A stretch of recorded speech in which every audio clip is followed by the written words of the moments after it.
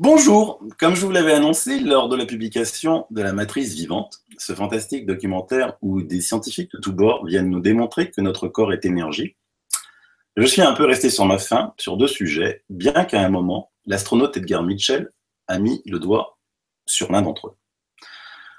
Alors, je mettrai dans les plus de notre émission de ce jour le lien vers cette vidéo, et je vais vous dire ce qu'il manque. En un, on ne parle que de maladies préalablement diagnostiquées. Quid de celles qui ne le sont pas? Si vous allez consulter un thérapeute quelconque, c'est pour une raison bien précise. Or, justement, dans cette définition se tient encore les limites de ces nouvelles thérapies. Et puis, le deuxième manque de cette vidéo, c'est l'esprit. En effet, autour de moi, je connais beaucoup plus de personnes qui sont en situation de mal-être, d'échec, que de personnes qui ont un problème au foie, par exemple. Une personne qui ne réussit rien dans tout ce qu'elle entreprend, qui voit toujours ses projets s'écrouler, qui cherche sa place dans la société, qui doit-elle aller consulter? Personne? On la laisse de côté? Eh bien non. Alors aujourd'hui, je vous promets une émission exceptionnelle qu'aucun d'entre vous ne regrettera d'avoir regardée. On va y parler de la matrice humaine. Mais qu'est-ce donc cela? Eh bien justement, vous allez être bluffé. Pour cela, je reçois Madame Amel Tajouti Blanc. Bonjour Amel. Bonjour Silvano. J'ai bien résumé de quoi on allait parler? Très bien, tu as très bien résumé.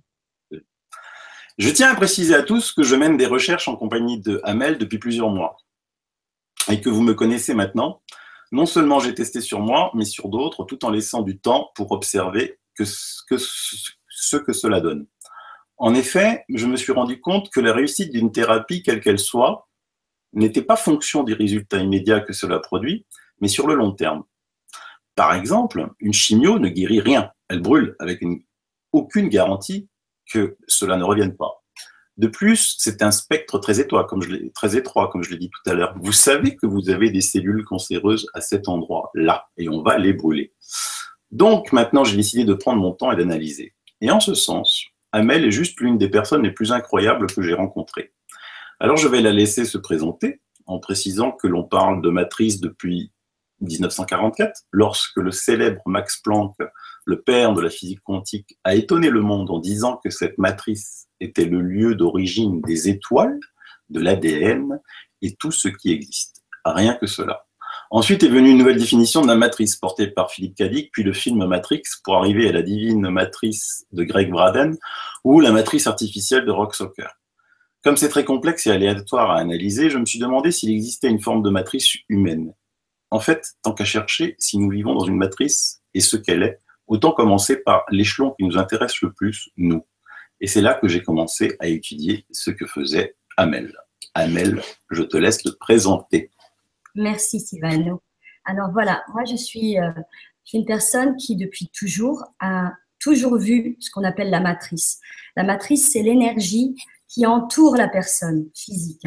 Dans cette matrice, ce qu'on voit, c'est un peu le disque dur de la personne, c'est tout ce qu'elle est, tout ce qu'elle contient, c'est son histoire, c'est sa trame transgénérationnelle, c'est ses mémoires aussi de vie passée, c'est aussi ses réactions émotionnelles.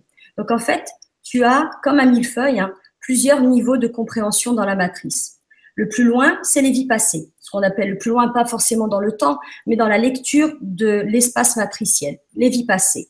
Ensuite, tu as la mémoire de la lignée de la personne qui s'incarne. Tu as aussi, je dirais, la lignée environnementale, puisqu'une personne adoptée va aussi réagir par rapport aux mémoires de la famille dans laquelle elle s'incarne. Enfin, elle s'incarne dans le sens où elle vit. Ensuite, tu as les mémoires du corps de la personne, puisque le corps aussi emmagasine un certain nombre d'informations. Et toutes ces mémoires vont se superposer les unes aux autres, comme un millefeuille. Et l'aptitude que j'ai, c'est de pouvoir lire ce que j'appelle les informations clés dissonantes. les positifs qui sont harmonieuses et les dissonantes. Et quand une personne vit une situation, comme tu dis, d'échec personnel ou de mal-être, et que ce mal-être se répercute sur différents plans de sa vie, il ne faut pas chercher dans sa tête ce qui se passe ou forcément dans son corps intrinsèque, hein, mais il faut regarder qu'est-ce qui se répète, qu'est-ce que la matrice est occupée à lui montrer comme disharmonie et sur laquelle la personne se heurte ou bute, comme quand tu vas contre un mur et que tu te dis mais il y a un mur là, je le sens et je ne sais pas pourquoi j'arrive pas à le dépasser. Alors quand la personne arrive à comprendre que elle n'est pas faite que d'un corps, elle n'est pas qu'un esprit, mais elle est un agglomérat de conscience, d'âme, d'esprit, de spiritualité aussi, de vie passée, d'une histoire familiale, d'une histoire personnelle et de l'histoire de ce qu'elle est aujourd'hui à l'instant T où elle se questionne, ben elle se dit ben effectivement elle est face à quelque chose de bien plus grand qu'elle. Et moi, ce que j'arrive à voir, c'est quand la personne est en face de moi et qu'il y a quelque chose qui ne va pas, ça m'apparaît comme un fil, tu vois, sur lequel il y a différentes, on va dire comme des cellules, hein, tu vois. Ça ressemble à des cellules et je me dis, ben là, il y a un fil, on tient une histoire et je raconte à la personne ce que je vois.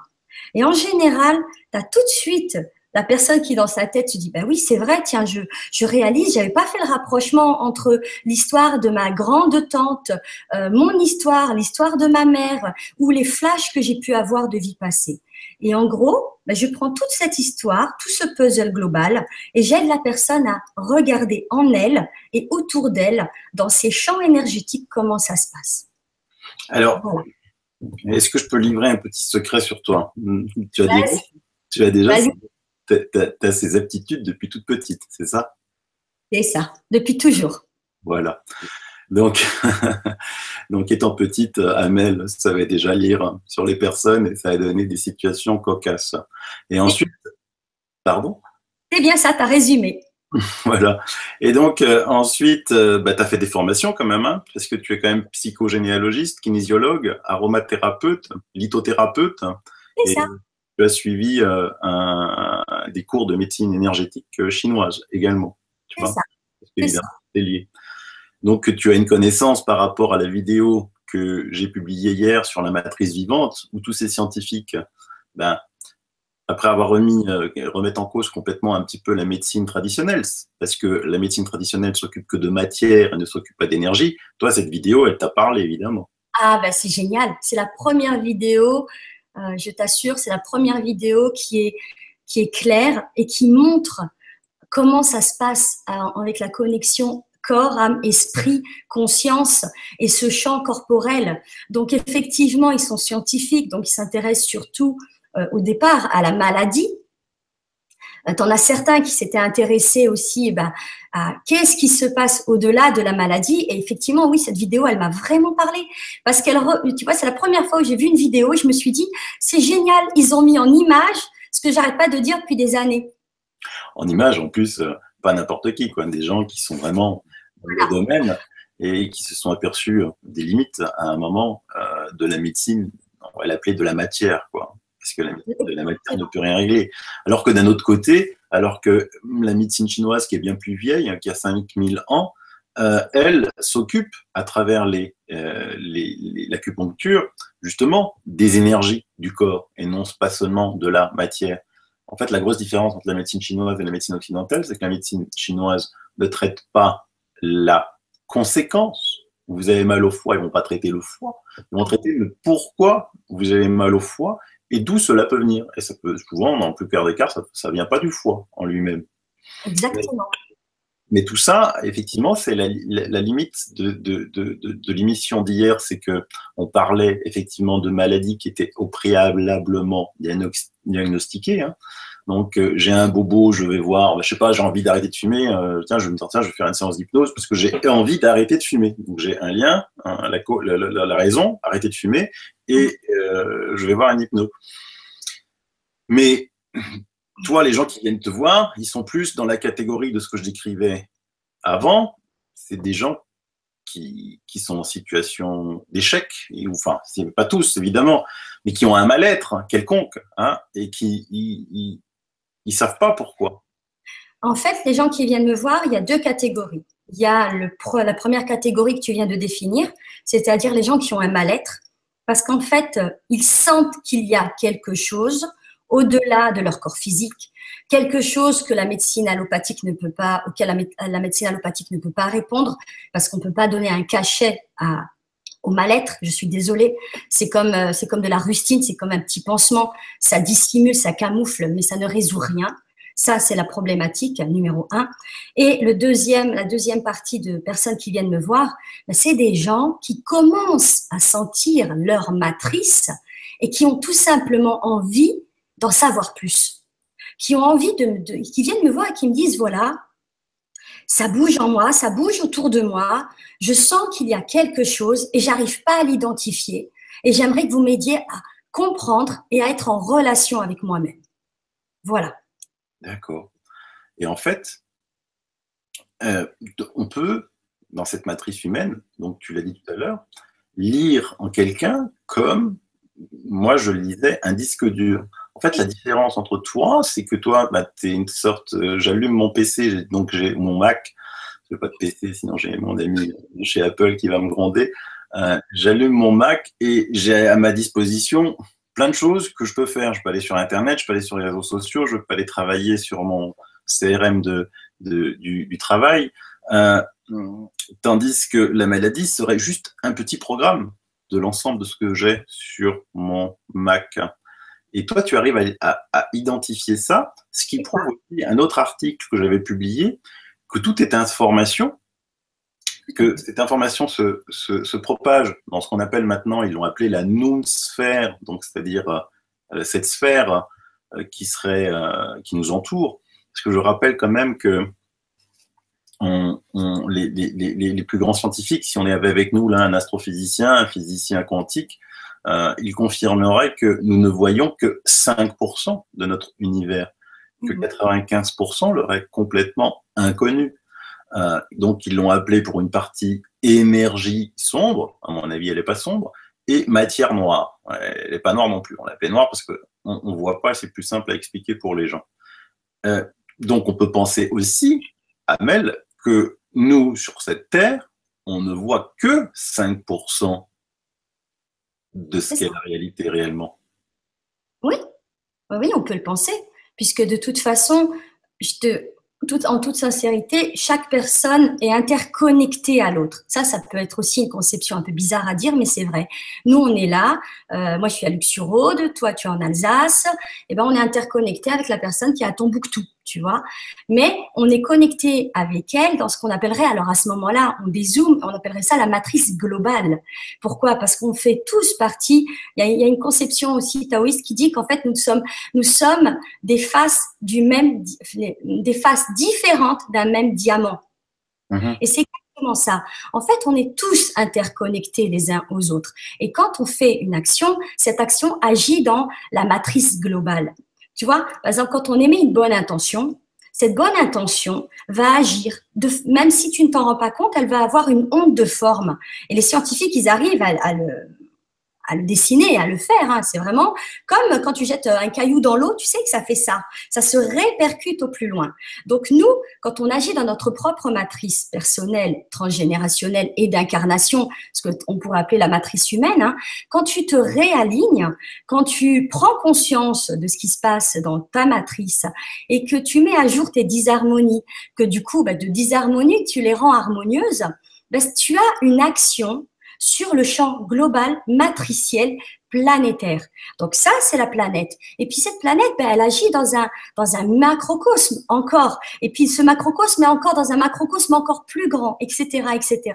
Alors au plus la personne en tant qu'énergie spirituelle incarnée ou poussière d'étoile incarnée, ou appelle ça comme tu veux, a conscience de son champ quantique, de ce qu'elle est réellement au-delà de sa forme et de sa personnalité, au plus cette personne va être une personne agissante pour rétablir en elle son état originel qui est l'harmonie, au mieux elle va agir sur la planète elle-même.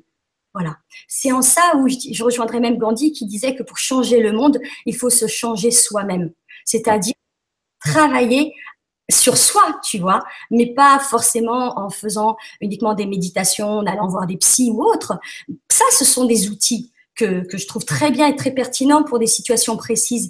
Mais à un moment donné, que tu le veuilles ou non, arrivera juste un instant où ton être, ta conscience va te demander d'aller voir au-delà de la forme, d'aller voir ce que tu es plus profondément.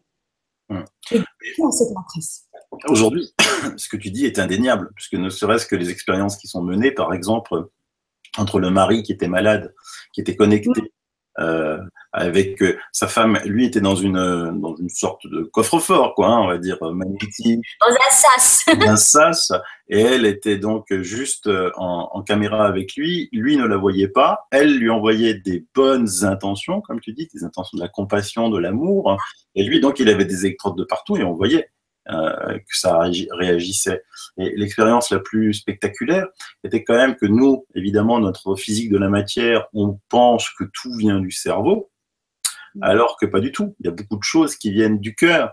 Donc, cette expérience où on met des électrodes sur le cœur, des électrodes, même pas des électrodes, une magnéto sur la tête, c'est-à-dire qui touche même pas la tête, hein, et on montre à des personnes sur un programme aléatoire que même l'ordinateur ne connaît pas, des images, alors soit des images très horribles, soit des images très belles, et comment ça réagit. La chose fantastique, ça c'est la chose la plus surprenante, c'est qu'on pourrait penser qu'effectivement, tiens, on montre une belle image, hop, on a des ondes de forme fantastique, et oh, une image horrible, on est négatif.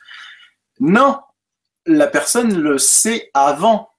C'est ce que je te dis. On réagit avant que l'image qui, elle, était aléatoire, arrive et donne l'information avant. Donc ça veut bien dire qu'il y a autre chose.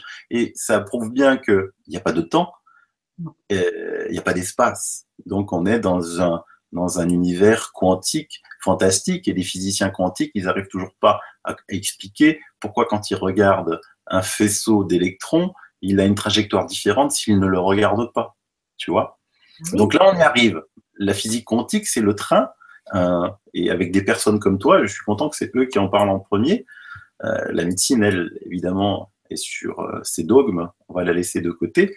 Est-ce que tu peux, par exemple, parce que moi j'en connais plein, mais toi, parler d'exemples de gens, parce que tu parles de transgénérationnel. Ce qui veut dire que moi, je pourrais avoir un mal-être parce que mes bis aïeux ont fait des choses pas belles dans leur vie. Non, c'est pas tout à fait comme ça que ça se passe. En fait, quand tu t'incarnes et que tu vis un processus intra-utérin, là, on va parler de la mémoire de l'utérus. Hein. Alors, il faut savoir que l'utérus, que nous, on appelle utérus, parce que bon, c'est le mot français qui le veut bien, j'aime bien les taoïstes parce qu'ils l'appellent le palais céleste. Alors déjà, tu vois, la notion taoïste veut bien dire ce que ça veut dire. C'est comme un palais avec différentes pièces. Hein. Donc, c'est un espace à explorer. Paf. Donc ça, c'est pour te donner le postulat de départ. Donc, quand un être s'incarne et qu'il vit l'expérience de l'utérus, quand il est dans cet utérus, il est lui en tant qu'être incarné, donc toi, Sylvano, et on va prendre ton exemple, d'accord, et l'utérus de ta maman. Et l'utérus de ta maman, qu'est-ce qu'il porte? Il porte sa mémoire à elle, son histoire en tant que femme, et son histoire dans sa généalogie, évidemment, et puis son histoire en tant qu'âme, d'accord? Jusque-là, ok. Toi, tu arrives dans cet utérus avec ton énergie de Sylvano à venir, en tant que personne incarnée dans cette généalogie familiale, et en même temps en tant qu'âme en incarnation. Et encore une fois, quand les mémoires se superposent, c'est-à-dire la mémoire de la lignée de ta maman et ta mémoire personnelle qui vont finalement se superposer comme un millefeuille, il va y avoir des informations qui vont se retrouver. Tu vois? Et ces informations qui vont se dire « Oh, tu es une information miroir, je te retrouve », ce sont ces informations-là que tu vas incarner en venant au monde et en étant un individu. Et ces mémoires-là, c'est la mémoire transgénérationnelle dont tu vas hériter, qui va être en corrélation avec ton chemin de vie, ce que tu es venu comprendre, ce que tu n'as pas résolu dans tes vies passées, sachant que le mot vie passée, il faut le comprendre non pas en linéaire, hein, puisqu'il n'y a pas d'espace-temps. Ça peut être une vie de n'importe quel espace, dans n'importe quel temps. Je te donne un exemple linéaire. On est en 2017. ce qu'on peut appeler vie passée, ça peut être une vie que tu vas vivre en 4475 devant. Tu vois, parce qu'en fait, il n'y a pas d'espace-temps. Le temps ne se lit pas comme ça, mais se lit comme ça. Donc, il n'y a pas de… Tu voyages dans ce même espace. Et donc, les mémoires transgénérationnelles, c'est ça. Ce sont les mémoires qu'on hérite de vie passée avec lesquelles nous-mêmes, nous sommes en réponse, tu vois. On se répond, on est en phase avec. Et on est venu pour les libérer, soit pour soi-même, soit parce qu'on ne l'a pas fait dans dans un autre espace-temps, dans une autre vie, soit parce que ça fait partie aussi des choses qu'on avait décidées avant incarnation avec l'âme qui nous sert de maman. Et ce qui est extraordinaire en transgénérationnel, c'est que, à supposer que, je pense que ce n'est pas ton cas, mais si tu avais été adopté, bon, bah, tu vas me dire, bah, alors à ce moment-là, Amel, il y a deux utérus. Il y a la maman qui m'a mis au monde et puis il y a la maman qui m'élève.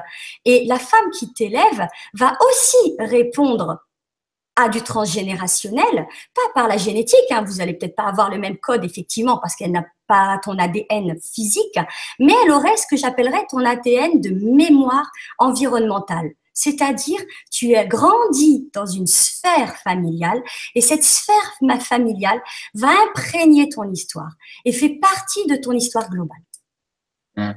Et tu as raison, puisque dans des vidéos, hier, il montrait un scientifique, un docteur qui étudiait justement les causes génétiques de maladies, et puis on disait non, beaucoup de personnes pensent qu'ils ont une maladie parce qu'elle est génétique, alors que, effectivement, comme tu le dis, quand il y a quelqu'un qui a été adopté dans une famille, il a lui aussi cette maladie. Donc, ce qui veut dire que la génétique n'a rien à voir là-dedans.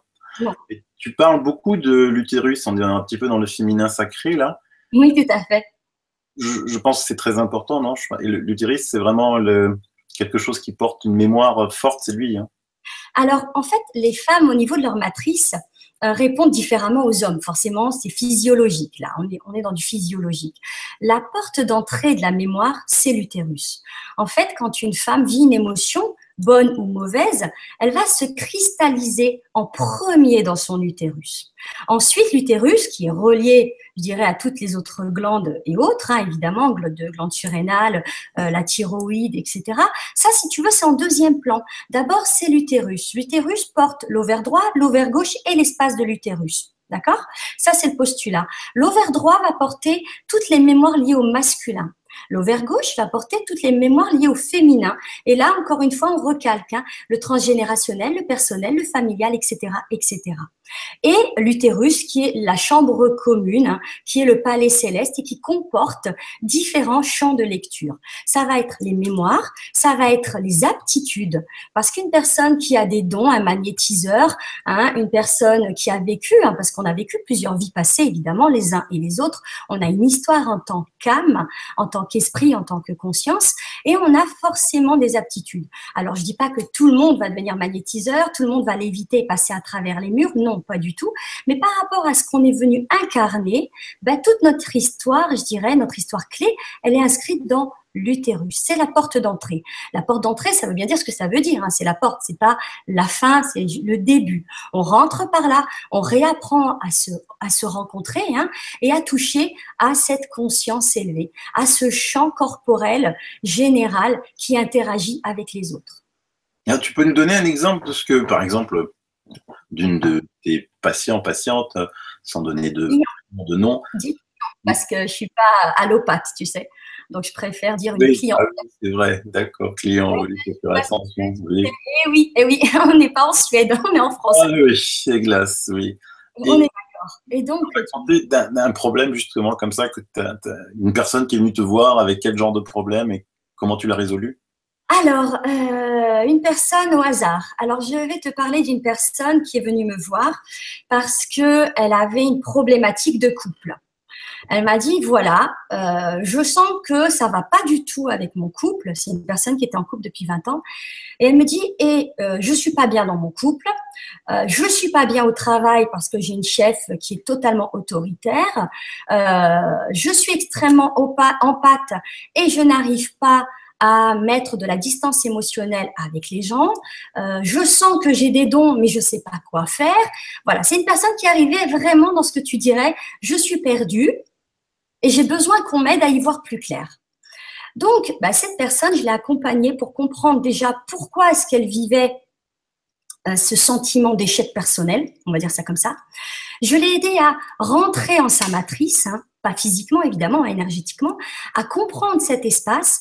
Et puis, en fait, il en est ressorti des choses assez intéressantes parce qu'elle a mis en lumière des secrets familiaux, des non-dits. Elle a réalisé que ce qu'elle vivait répondait aussi à un schéma, une lignée répétée. Pas forcément la mère, l'arrière-grand-mère, hein, mais tu sais, ça se promène dans la généalogie à différents endroits. Pareillement, pour son couple, puisqu'il était question de ça, elle vivait avec un homme extrêmement violent. Alors, je lui ai expliqué que il fallait voir en fait quel était le champ de conscience de son couple. Son couple, est-ce que c'était un couple karmique? Est-ce que c'était un couple jumellaire? Est-ce que c'était un couple complémentaire? Est-ce que c'était ce qu'on appelle les âmes sœurs? Parce que là aussi, il y a de quoi en parler, mais je pense qu'on en reparlera en un autre temps. Et donc, je l'ai aidée à comprendre la relation qu'elle avait avec cette personne et à comprendre que s'il y avait ces réactions aussi, il faut comprendre que s'il réagit, c'est aussi parce qu'ils avaient une histoire d'une autre vie ou d'autres vies passées et qu'ils devaient tous les deux guérir cette situation.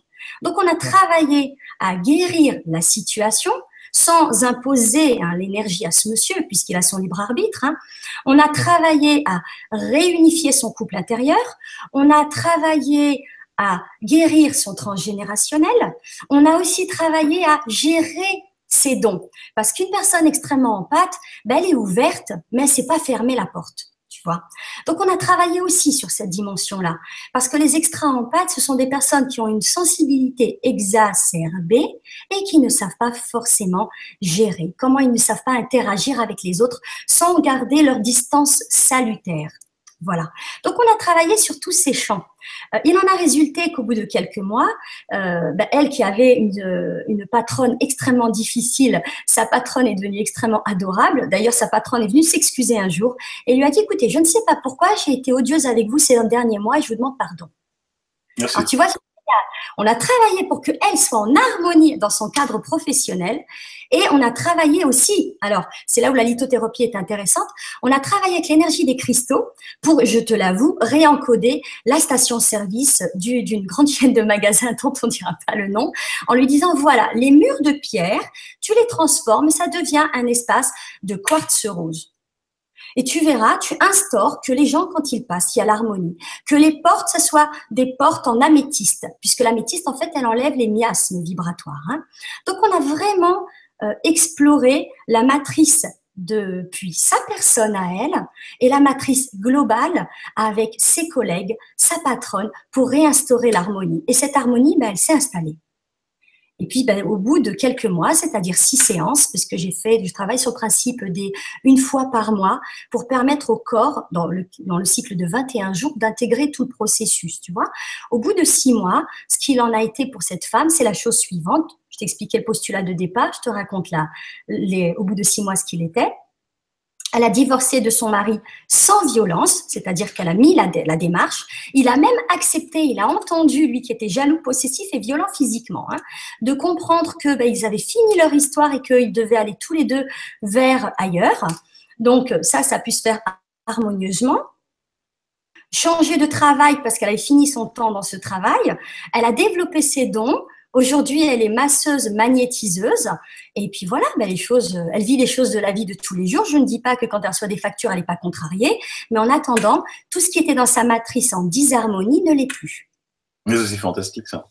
Voilà. Et là, j'en connais beaucoup, moi, personnellement, des couples qui vivent dans une situation, on va dire, quasi conflictuelle tous les jours. Des fois pour rien, parce que je sais que certains s'adorent vraiment, sincèrement, entre eux. Hein. Et mais il y a quelque chose qui fonctionne pas, tu vois, il y a quelque chose qui s'est perdu et peut-être que justement ils ont pas réussi, malgré que ça fait longtemps qu'ils sont ensemble, à trouver cette harmonie entre eux. Donc toi, en plus de féminin sacré, tu t'occupes aussi de couple sacré, finalement, on peut appeler ça comme ça. C'est bien ça. En fait, le féminin sacré, c'est encore une porte d'entrée, tu vois. Le féminin sacré entend bien le masculin sacré, parce qu'attention, hein, féminin sacré ne veut pas dire féminitude. Hein. Bon. Je le dis bien parce que des fois, j'ai eu des femmes qui m'ont demandé, oui, je voudrais développer mon féminin pour avoir du pouvoir. Le féminin sacré, c'est pas une énergie de pouvoir. J'ai eu aussi, on va parler dans les choses très concrètes, des femmes qui des fois m'ont demandé comment il était possible par la sexualité sacrée d'avoir tel homme.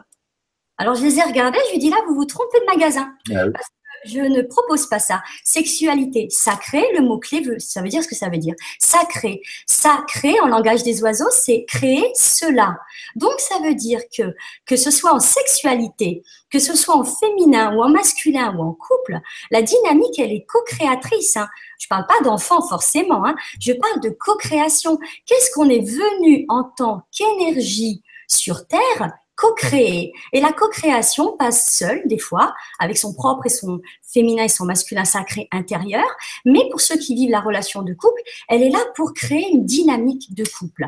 Maintenant, un couple qui s'aime, mais se chamaille, tu vois, pour dire ça comme ça, ben, ce sont des personnes qui sont au niveau de leur âme, au niveau de leur être originel, faites l'une pour l'autre, mais qui se heurtent à des, on va dire, bagage karmique, ou autrement dit, les fameux dossiers. Parce que les femmes, des fois, c'est comme des procureurs, tu vois. Elles gardent tout en mémoire, tout. Et puis, elles ressortent un dossier 10 ans après. Je pense que les hommes, ça fait, ah ben oui, c'est vrai, ça, j'ai vu ce genre d'expérience. Ben, les mémoires cellulaires réagissent comme des dossiers. C'est-à-dire que tout ce que la personne pourrait accumuler comme rancœur, dont elle a absolument pas conscience de cette réalité, hein, cette réalité, elle est monsieur, madame Dupont, pardon pour les monsieur, madame Dupont de France, mais c'est un terme, voilà. Monsieur, madame Dupont, ben, tout va bien entre eux, mais de temps en temps, sans savoir pourquoi, madame Dupont, elle a une super colère violente à l'égard de monsieur, et elle ne sait même pas d'où ça lui vient. Tu vois, et bien, ces mémoires de colère disproportionnée sont des mémoires qui viennent d'une autre histoire. Et les personnes passent leur temps à les réactiver tant qu'elles n'ont pas mis le doigt dessus. C'est vrai ce que tu dis. Souvent, je vois des gens se mettre en colère avec tous ceux qui sont autour, le gros point d'interrogation en se disant mais d'où ça sort quoi, cette réaction ultra Voilà. numérique. Oui, C'est intéressant, c'est logique ce que tu racontes en plus, c'est très logique. c'est logique. Et puis en plus, j'ai connu un cas que personnellement que je t'ai envoyé, que on ne citera pas, mais d'une personne, et ça arrive souvent, j'ai l'impression quand même que des personnes se retrouvent dans cette vie actuelle alors qu'elles étaient déjà ensemble dans une autre vie. C'est ça. Et alors déjà, est-ce que parce que la probabilité quand même devrait être faible. Or, j'ai l'impression qu'elle n'est pas faible. Tu as une explication là-dessus? Oui, c'est ce qu'on appelle les familles d'âmes. En fait, quand tu t'incarnes, là on reprend toujours notre macro et microcosme. Quand on s'incarne, on ne s'incarne pas seul. On fait partie d'une famille d'âmes. Tout le monde connaît sa famille biologique, forcément, c'est là où tu arrives. Moi, je dis toujours que, c'est pas moi qui l'ai dit. Hein. Alors là, attends, la phrase c'est, je ne veux pas la paraphraser, mais on vit deux naissances. La première est biologique, la deuxième est spirituelle. Pourquoi? Parce que la première, c'est la famille biologique qui est ta porte d'entrée. Et la deuxième, c'est quand tu comprends que tu fais partie d'une grande famille d'âmes. Et que cette famille d'âmes est incarnée sur Terre, non incarnée sur Terre, mais bon, ailleurs. En attendant, c'est quelqu'un avec lequel tu interagis. Tu vois, quand une personne retrouve ce sentiment de mais on se connaît, on s'est déjà vu dans une vie passée, ben, peut donner deux situations. Soit ça va être un ami, hein, pour être clair, une personne avec laquelle tu vas évoluer et grandir spirituellement dans cette incarnation, soit ça va être quelqu'un avec qui tu vas vivre une relation amoureuse. Et très souvent, les gens, ben, bizarrement, quand il s'agit de hommes-femmes ou comme ça, tu vois, dans une dynamique, comme ils ont cette forte attraction, avant de se poser la question de « Attends, est-ce qu'on est là pour cheminer ensemble, sachant que même dans une autre vie, nous avons été un couple, ou est-ce que nous devons reprendre notre histoire de couple et finir ce que nous n'avons pas fini ?» Et il arrive souvent, de ce que j'ai pu observer, hein, que les gens choisissent la voie du couple pour régler le karmique non résolu. Alors, les Tibétains parlent de karma et de dharma. Le karma, c'est tout le négatif, c'est les malus à la banque, tu vois. Et le dharma, c'est tout le positif. C'est tous les bonus qu'on peut avoir chez l'assureur. Donc l'idée, hein, en schéma, hein, c'est je m'incarne pour vivre une relation avec monsieur et madame Dupont, on va les reprendre toujours eux, tu vois, pour garder anonymement les personnes qu'on connaît tous les deux. Et monsieur et madame Dupont s'incarnent. Monsieur et madame Dupont ont une forte attraction parce qu'un jour ils se retrouvent, tu vois, hein, ils se retrouvent et ils se disent, mais je connais cette énergie. Je connais, même s'ils sont pas branchés énergie, hein, ils vont se dire, mais on se connaît, on a un sentiment familier qui fait que c'est tout à fait naturel d'être ensemble. Et ce monsieur et madame Dupont vont être ensemble. Alors au début, ça va être passionné, parce que forcément, la force d'attraction étant ce qu'elle est, ça va être la passion qui va primer. Et puis après la passion, arrivent les fameux dossiers, les fameuses non-résolutions. Et selon leur niveau de conscience, leur compréhension et leur volonté à aller au-delà de l'émotion elle-même, monsieur et madame Dupont seront en mesure de transformer ce karma en dharma. C'est-à-dire, on va regarder ce qu'on n'a pas résolu dans une vie passée pour savoir si on est capable de le faire et donc de transformer cette énergie négative en énergie positive. Si par exemple dans une vie passée, monsieur et madame Dupont, monsieur Dupont a été je ne sais quoi et a fait du mal à madame et que madame a gardé la mémoire de la violence, que lui a gardé la mémoire de la culpabilité, que par exemple ce genre de personnes se retrouve dans cette incarnation, et bien ce genre de personnes vont avoir le défi, si je peux appeler ça comme ça, de comprendre, de pardonner, pas au sens oponopono facilement, mais de rentrer dans la mémoire et de libérer cette mémoire. Parce que cette mémoire, t'as qu'à te dire que c'est comme un virus dans le corps. Hein, il faut le comprendre et lui dire au revoir. Une fois que tu as compris ce qu'il est, ben après, de lui-même, il s'en va. Et ce qui va en résulter, c'est deux choses. Hein. Soit ils vont avoir libéré ce qui est à libérer et ils pourront poursuivre leur histoire, soit, puisque ce qui les liait, c'était le dépassement de cette histoire, ils vont se séparer, mais sans heurte, puisque l'émotionnel sera défait. Eh oui. Et ça, par contre, c'est pour un couple lambda, je vais dire, hein, c'est assez difficile à faire. Je veux dire, s'ils ne voient pas ce genre d'émission, s'ils ne savent pas que ça peut exister. Oh, ils peuvent. Tu sais, en général, les couples, ben c'est comme enfin, tu vas trouver l'exemple un peu bizarre, hein, mais c'est comme quand une personne a une maladie. D'abord, premier réflexe, elle va voir le médecin allopathe. On est d'accord. Je parle de monsieur, madame Landa. Hein. Ils vont aller voir le médecin allopathe. Le médecin allopathe va donner par rapport à ce qu'il sait. Il va expérimenter tout ce qu'il sait par rapport à ce qu'il a appris et ses dogmes. Bien. Une fois que l'allopathe, ça n'a pas donné, c'est un peu bancal, c'est pas vraiment ça, et il y a un sentiment profond d'insatisfaction. Parce qu'il ne faut pas oublier l'intelligence du cœur. Tu sais, le cœur avec sa mémoire, sa conscience. Et le cœur, il va dire à madame Landa, non, là, c'est pas la bonne voie. Donc, madame Landa, elle va parler à sa coiffeuse. Parce que c'est comme ça que ça marche. La coiffeuse va lui parler d'un magnétiseur. Alors, elle va se dire, attendez, moi, j'y crois pas trop à vos trucs, mais après tout, ça fait 5-6 ans qu'on tourne en rond. Après tout, on va essayer. Et puis, elle essaye le magnétiseur. Et le magnétiseur lui ouvre la porte d'un monde qu'elle n'imaginait pas. Et au bout de quelques temps, tu as madame Landa qui est totalement en conscience de ce qui se passe. Parce que ce qu'il faut à madame Landa, c'est juste la rencontre de la personne qui va savoir lui donner les mots-clés. Ouais, tu as raison, ça se passe souvent comme ça, effectivement. Oui, c'est vrai. Et j'ai ma magnétiseuse qui a commencé à débuter, à travailler il n'y a pas si longtemps, à 6 ans, 5 ans, pas loin de chez moi, et maintenant elle a l'agenda plein, quoi. Mais c'est que le bouche à oreille, le bouche à oreille, le bouche à oreille. Hein. Effectivement. Et ça commence toujours comme ça. Et donc après, tu vois, il suffit que le magnétiseur lui dise, écoutez, moi, c'est pas dans mon domaine, parce que tu en as qui de fait. Pas tout. Et il y en a qui ont, tu vois, moi, je connais. À mon niveau, je connais mon champ d'action. Et je connais aussi mon non-champ d'action, c'est-à-dire ce que je ne touche pas. Je ne touche pas à l'exorcisme, je ne parle pas aux défunts, etc., etc. Voilà, je n'essaye même pas parce que je pars du principe que sinon c'est comme dans un restaurant, tu vois, quand tu veux manger italien. Moi, j'aime bien manger dans un restaurant italien, pas un restaurant qui fait italien, grec, marocain ou je ne sais quoi. Toutes ces cuisines sont super, mais le trop, c'est pas. Enfin, moi, je m'y reconnais pas là-dedans. Il y en a qui s'y reconnaissent, tant mieux pour eux. Mais moi, j'aime bien aller voir le spécialiste ou le référent de la situation. Quand j'ai un problème de méridien ou autre, je vais voir l'acupuncteur. Et les magnétiseurs, je vais les voir pour ce qu'il faut aussi, tu vois. Et en attendant, ce qui se fait que des gens viennent me voir alors qu'à la base, ils n'ont pas du tout le profil à venir me voir, c'est parce que c'est la coiffeuse qui leur en a parlé, le magnétiseur qui a décidé que c'était pas dans son champ d'action le couple sacré et qui leur dit, écoutez, le couple sacré, ça répond à autre chose que le magnétisme, donc je vous envoie vers quelqu'un qui sait de quoi il parle. Et je vais rajouter une chose à ce que tu as dit. C'est bien ce que tu fais, Amel, parce que évidemment, tu peux tout faire, parce que tu serais capable de faire toutes ces choses-là, je le sais. Merci. Mais à un moment, il faut aussi savoir se protéger, quoi. Tout à fait. Et quand tu touches, effectivement, et je respecte les exorcistes et ceux qui parlent aux morts et ainsi de suite, à un moment, tu attires le bas astral, tu attires des forces qui ne sont pas très jolies. Tu te fais attaquer, et puis après, ils s'attaquent pas que à toi, ils s'attaquent à ta famille et à tes proches. C'est ça. Tu as raison de savoir te protéger. Et puis en même temps, tu restes pur, c'est pas vraiment le mot, quoi.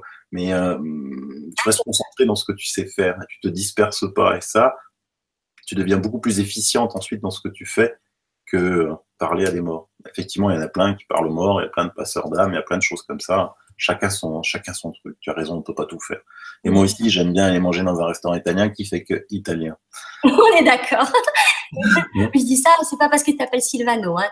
Non. Que nous connaissons tous les deux pourra te le dire. Je suis, c'est mon top 10, mon top 1 dans le top 10 de l'alimentation. Enfin, voilà.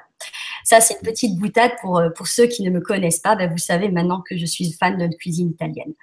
Et blague à part, pour en revenir aussi à la matrice, tu vois, c'est important ce que tu viens de dire aussi. Pour répondre, tu parles de protection. Et effectivement, dans les accompagnements que je fais, je donne des clés de protection. Mais ce que je dis bien, ce sont les protections matricielles. C'est pas les protections comme un exorciste le fait. Tu vois, quand je parle alors tu vas me dire, mais c'est quoi la différence? Protection matricielle. Alors, qu'est-ce que c'est qu'une protection matricielle? En fait, une protection matricielle, c'est, comment te dire? Bon, la matrice, forcément, tu as compris, c'est cet espace-là. C'est donner aux personnes les moyens. On parle des empathes. On va prendre une personne qui est extrêmement empathe. Une personne qui est extrêmement empathe a le cœur très ouvert. Mais pour le coup, elle a le cœur trop ouvert. Ça peut paraître bizarre ce que je dis, mais ça ne l'est pas tant que ça. Pourquoi? Parce que c'est une question d'équilibre. Les taoïstes disent bien que l'homme debout, c'est celui qui a les pieds sur terre, le cœur ouvert et la tête dans les étoiles. Dans le monde du New Age, même si tu sais que je n'aime pas ce terme, les gens ont souvent la tête dans les étoiles. Mais quand tu as la tête dans les étoiles, sans pieds sur terre, tu ressembles à une montgolfière qui vogue au gré des vents et au gré des courants. Donc, en gros, pas d'ancrage. Et là où tu peux te retrouver en étant uniquement concentré dans la tête dans les étoiles à être, je dirais, victime du bas astral, des formes pensées négatives, des égrégores négatives et des nébuleuses négatives qui peuvent exister. Parce qu'effectivement, il y a une merveilleuse matrice collective positive, nourrie des bienveillances, des actes d'amour. Un papa qui fait un bisou à sa fille parce qu'il lui envoie tout l'amour qu'il a en lui, je te prie de croire que ça fait une onde de forme merveilleuse sur la terre. A contrario, quelqu'un qui envoie une pensée de jalousie, ça envoie une espèce, puisque tu vois, moi je le vois visuellement, ça envoie comme un filet gris, une ligne grise. Donc c'est vraiment pas très beau. Donc à choisir, il vaut mieux être dans les pensées d'amour. Et je dis souvent en rigolant qu'une pensée négative, pour la défaire, il faut envoyer 2 pensées positives. Puisque c'est un peu le système mathématique.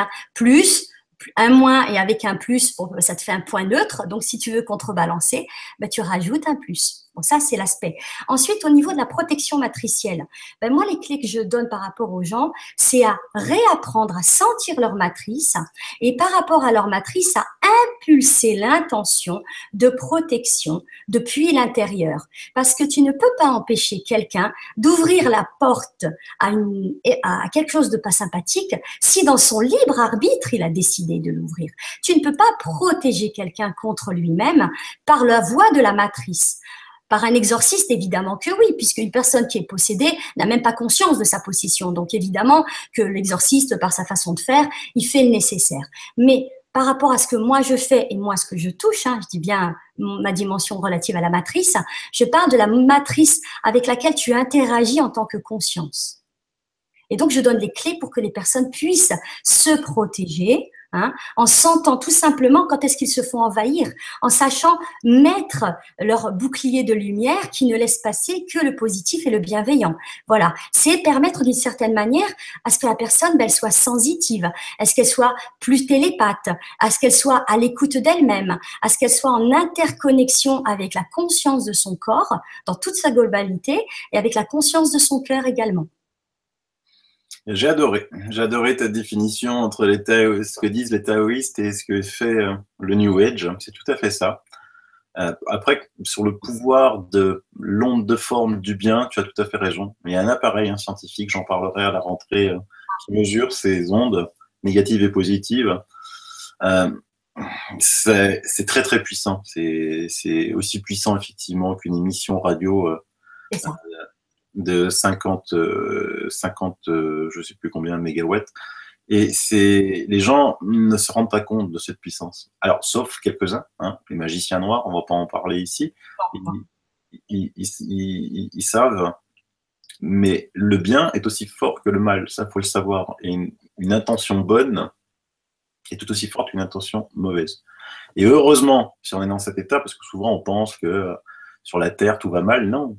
Si vous allez vous balader un peu partout dans le monde, vous allez dans les forêts chinoises, dans les campagnes en Afrique, vous allez trouver que des gens merveilleux, que des gens qui sont là pour faire le bien, pour aider son prochain. Vous n'allez pas trouver des gens mauvais. Et c'est pour ça que la Terre, malgré évidemment tous les faits de l'actualité que l'on suit tous les jours, mais qui provoque aussi cette actualité des ondes négatives et qui crée et nourrit cet égrégore du mal. Moi, je regarde que les actualités, j'écoute pas la radio. De toute façon, il n'y a que des mauvaises nouvelles. De toute façon, une radio qui annoncerait que des bonnes nouvelles, elle ferait faillite. Donc, à quoi ça sert? Mais par contre, là où on a aussi besoin de toi, c'est que j'ai beaucoup d'amis qui sont êtres de lumière, j'aime pas du tout ce terme, mais des gens qui font le bien et se font beaucoup attaquer aussi, ceux-là. Et ceux-là, il faut qu'ils apprennent à se protéger parce que j'en ai pas mal qui sont quand même assez bas. Tu vois ? Oui, je connais bien malheureusement ce processus-là. En fait, c'est là où la personne, elle va vraiment faire la part des choses entre l'empathie et la compassion. Puisque en général, elles confondent les deux. Je suis quelqu'un, et je pense que tu le sais, hein, qui a beaucoup de compassion, qui a beaucoup d'empathie et qui d'ailleurs a pris les retours inhérents à ce genre d'expérience, on va dire. Hein. Et par la force des choses, j'ai appris à toujours être avec je dirais une protection. Tu vois, c'est pas un bouclier rude, hein, c'est pas ça. Hein. Mais si les gens veulent regarder comment les champs d'énergie avancent, ils peuvent aussi le voir visuellement avec le film. Je pense que tu le connais, La prophétie des Andes. Il y a une scène extraordinaire où tu as une personne qui a son champ énergétique d'une certaine couleur, l'autre qui est en face, et tu vois les deux champs de couleurs, comment ils interagissent. Ben, c'est un peu ça. Une personne extra-empathe a un champ ouvert. Du coup, quelqu'un qui est mal va déposer son mal-être. Mais l'ennui, c'est qu'une fois que la personne a déposé son mal-être, celle qui l'a déposé, elle est très contente parce qu'elle a allégé, elle a déposé ses 10 kilos de lourdeur et le extra-empathe, il se retrouve mais alourdi en ayant un sentiment d'oppression. Et il se dit, mais comment je fais avec ça ?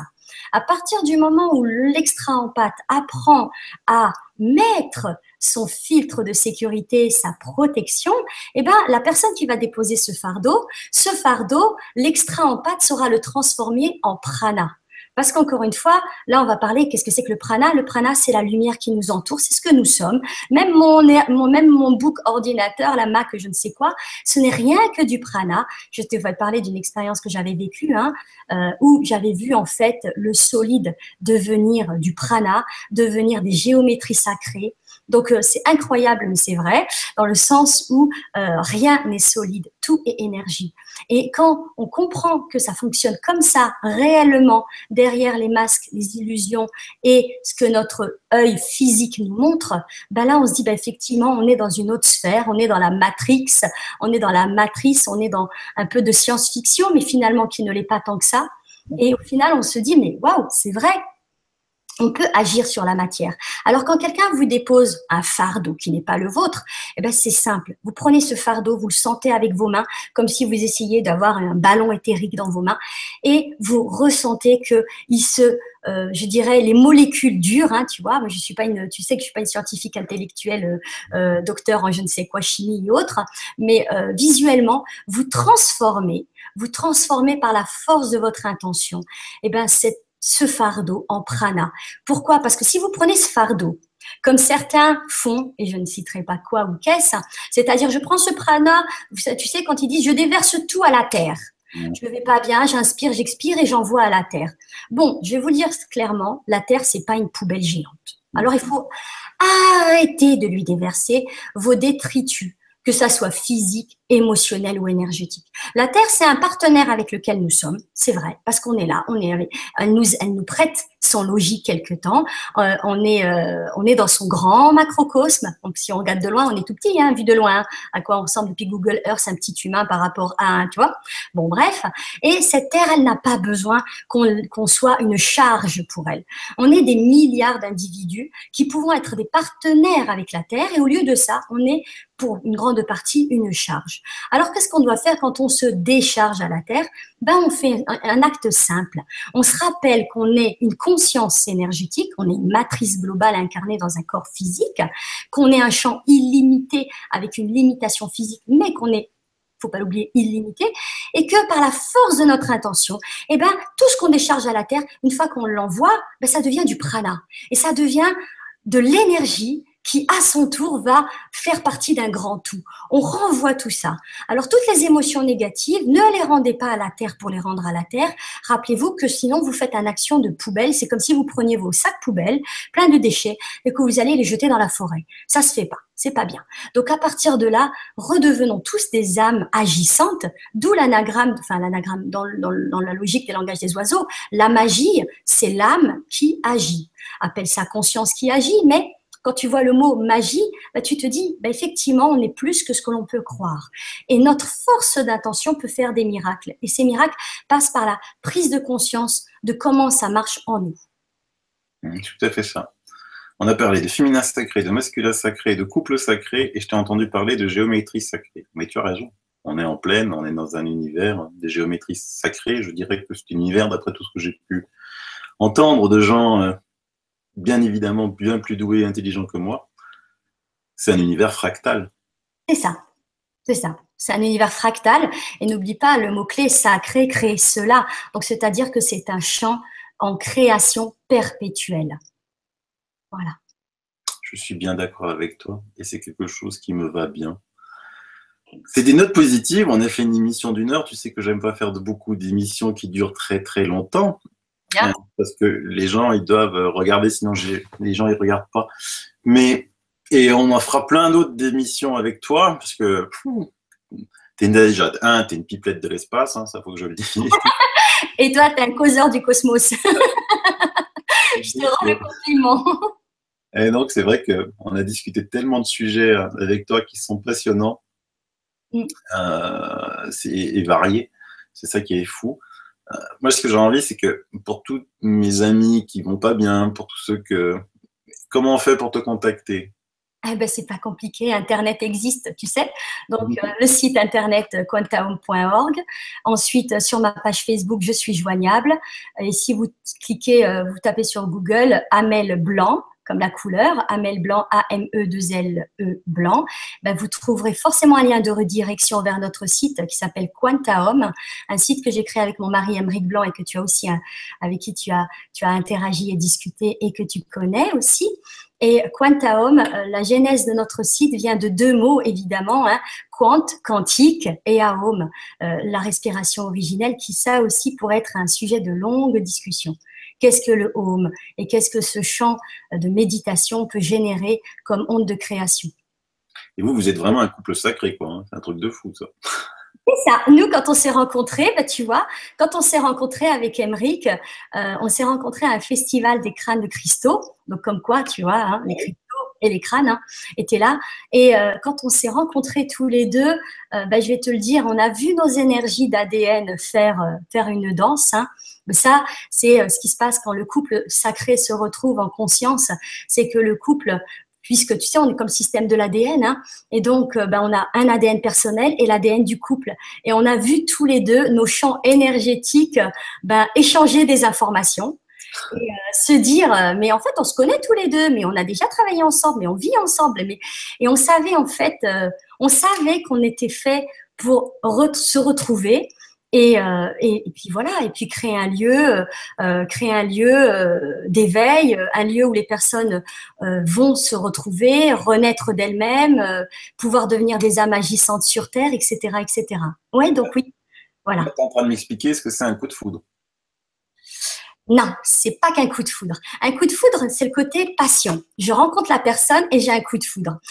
Non, là, c'est autre chose. Là, c'est la connexion entre deux personnes qui se disent, mais elles se connaissent de vie passée en vie passée et elles sont là pour, en plus d'être un couple, hein, mais pour travailler ensemble. Tu sais, Aymeric et moi, c'est très personnel, hein, mais quand on s'est rencontrés, il y avait l'évidence énergétique, hein, d'accord? Il y avait évidemment une évidence physique, mais il y avait surtout une évidence énergétique.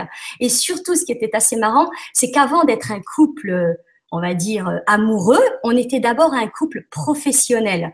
En gros, moi, je pensais à quelque chose, Aymeric le recevait aussi en télépathie, et on avait développé, c'est même pas développé dans le sens travailler, on s'est rendu compte qu'on était vraiment deux personnes qui avions la même mission d'incarnation, même si j'aime pas le mot mission parce que ça donne un côté genre, tu vois, Rambo, Rocky ou je ne sais quoi. Non, non, on avait la vocation, ouais, c'est plutôt ça, on avait la vocation d'œuvrer pour la Terre, pour l'éveil des personnes, pour que les gens deviennent des personnes épanouies, harmonieuses, que les gens s'équilibrent, etc. On s'est rendu compte qu'on était en phase à tous ces niveaux-là, mais je te rassure, hein, dans notre personnalité, on a aussi travaillé pour s'harmoniser. Oui, parce qu'effectivement, les caractères sont différents. Deux caractères qui tous les deux voient bien, donc si tu veux, des fois, ça donnait des situations aussi cocasses. Mais bon, tu le sais, hein, tu connais nos caractères et ce qu'on a encore à apprendre dans la matière, tu le sais. Donc, oui. et donc, ouais.